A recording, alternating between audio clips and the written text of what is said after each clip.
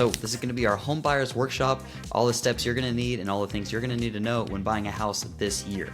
I'm super excited and let's jump straight in. So what we're going to cover is I need you to understand that you don't want to wait to buy real estate. You need to buy real estate and wait. So you want to buy it, sit on it, and let it appreciate. We're going to cover overcoming your fears. We're going to discuss fears and misconceptions of buying a home. We're going to cover the path to ownership.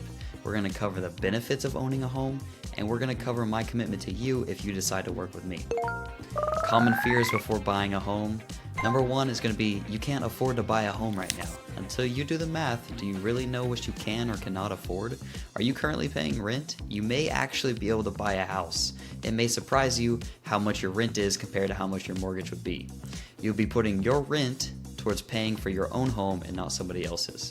Number two, you can't buy a home because your credit isn't good. There are always options, I can promise you that. Shame does not bring you any closer to owning a home or having good credit. There's typically two types of credit challenges, which are poor credit history and no credit history, and both have solutions. Even if you have poor credit, I would recommend talking to lenders and you might be surprised at the outcome. In worst case, they'll give you a plan to build your credit and you can be ready to buy a house in 6 months, 8 months, 2 months. It all varies.